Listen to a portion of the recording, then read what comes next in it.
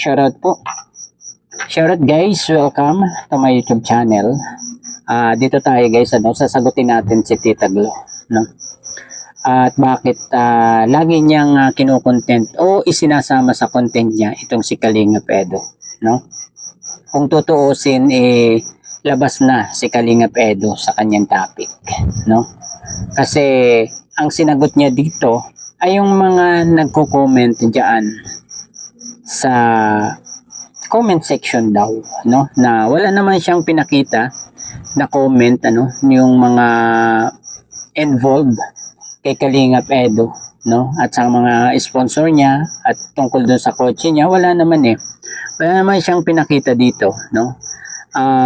Ewan ko kung bakit mahilig itong mga ito na mag-thumbnail nung mga screenshot, yung mga comment, pero nagtataka lang ako, dahil wala siyang inilagay sa kanyang thumbnail basta yung thumbnail niya si kotse saka si Kalingap Edo, wala yung mga screenshot na sinasabi niya dito sa kanyang vlog na yung pinagkunan niya ng kanyang topic, guys, yung mga nagko-comment, Adonis daw yung isa, nag-comment daw do sa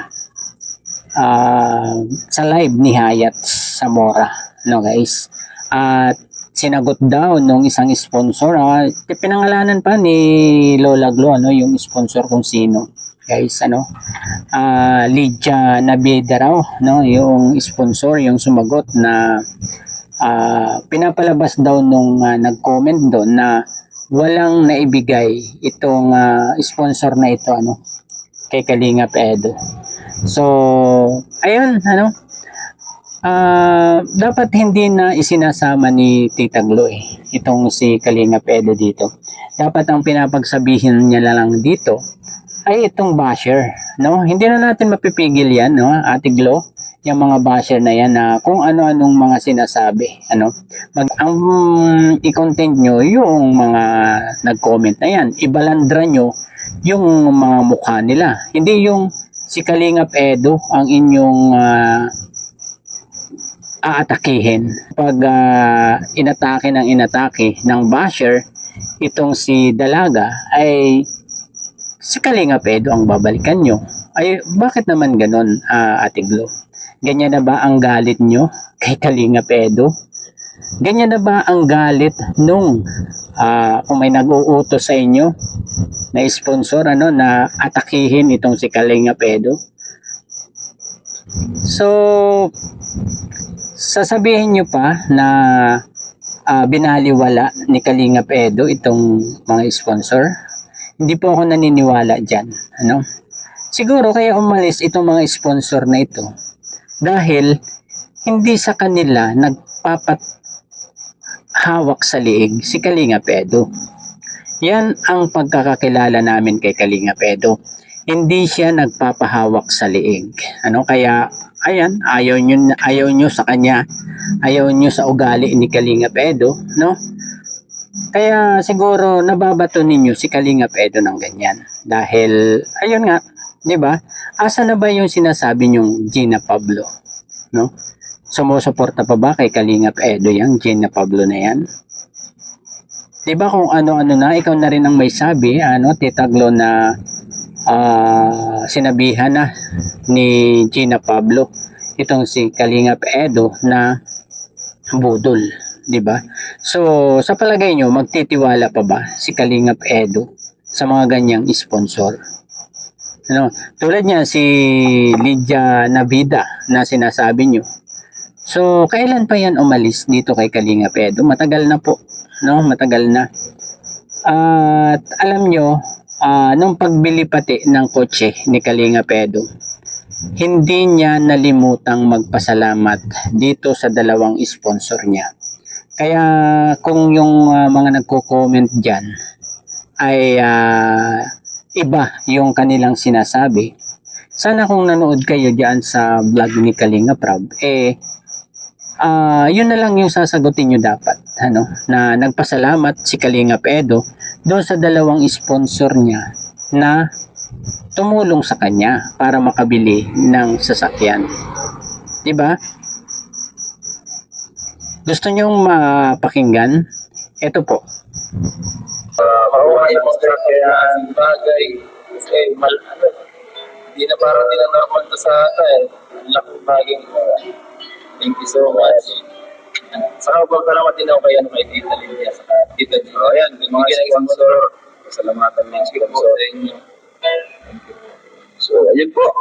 'Di ba? Nagpasalamat naman si Kalinga Pedro doon sa dalawang sponsor na 'yon. 'Di ba, guys?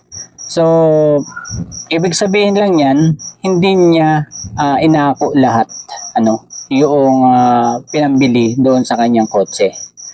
'Di ba? Nagpasalamat siya sa dalawang sponsor niya na tumulong doon sa pagbili niya, 'di ba? So, ibig sabihin niyan, mali yung mga kino-comment dyan sa comment section na yan. Kaya wag niyong balikan si Kalingap Edo kasi walang kasalanan si Kalingap Edo dyan. Dahil aminado naman si Kalingap Edo na hindi kanya lahat yung ipinambili dyan sa kotse na yan. So, at ito lang guys, yung masasabi ko, dapat hindi na hinahalongkat itong mga ganito eh. Dahil napakatagal na nitong panahon, ilang taon na rin ang nakalipas, pero bakit ganun? No? Bakit ganun? At sana kung tutulong kayo, wag nyo nang isumbat. Wag nyo nang ulit-ulitin. Kung naibigay nyo na, wag nyo nang di ba? So, kung magbibigay din lang kayo at babawiin nyo o isusumbat nyo kapag hindi na kayo magkasundo, ay isusumbat nyo doon sa tinulungan nyo, wag na kayo pong tumulong kung ganun, di ba? At sana wag nang itapik itong mga ganito, So, yun lang ating Glo, bakit lagi na lang si Kalinga Edo ang inyong kino-content, no? Nananahimik na nga yung tao. Wala ba kayong awa kay Kalinga Edo? Ilan kayong nagtatapik kay Kalinga Edo? Di ba? Lagi na lang siya yung binabalikan nyo sa tuwing masasangkot yung dalaga, di ba? At ano pa itong pinagsasabi mo ating Glo na sinabi ni Gina Pablo na si Kalinga Edo ang gagawing beneficiary ng... So kanino mo na kuha yan, ating Glo? Kay Gina Pablo ba? O kay Lydia Nabida? Baka kaya kay Ma'am Lydia Nabida mo nakuha yan. So magkagalit sila. So hindi natin alam kung nagsasabi ng totoo yang si Lydia Nabida na yan. Diba? Sabihin mo dapat kung kanino mo nalaman yung chismis mo na yan na gagawing beneficiary si Kalingap Edo nitong si Gina Pablo. No? Sigurado kayo dyan, Lola Glo, sa sinabi nyong yan? Baka hindi nyo mapatunayan yan, Tapos sinabi nyo pa dyan, naniwala si Kalinga Edo dito kay Gina Pablo. So, mahirap paniwalaan itong mga ganitong mga chika, mga news, no? 'Di ba guys? Kaya mahirap magsalita, ating Glo ng mga ganyan kasi baka balikan ka ng sponsor na yan ni Gina Pablo. Baka hindi mo masagot ang mga niya sa'yo. Diba? Gaano ba katotoo yang mga pinagsasabi mo, Ate Glo, ang tungkol dyan sa gagawing beneficiary si Kalinga Edo ni Gina Pablo?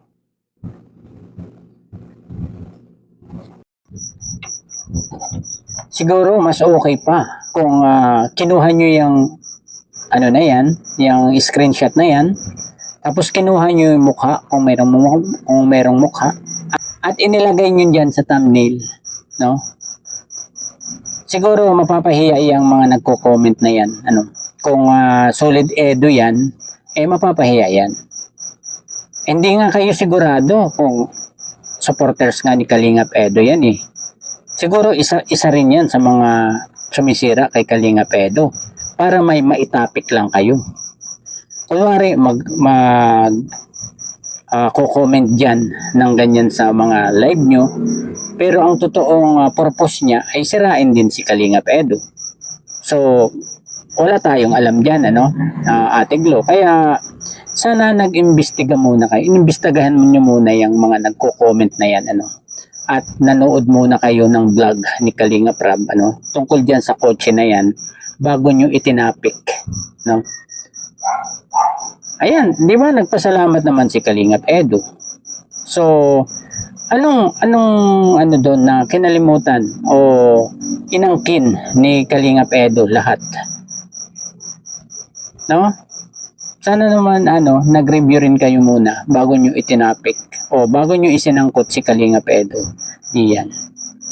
Kasalanan ng mga basher yan, hindi man kasalanan ni Kalingap Edu. 'Di ba?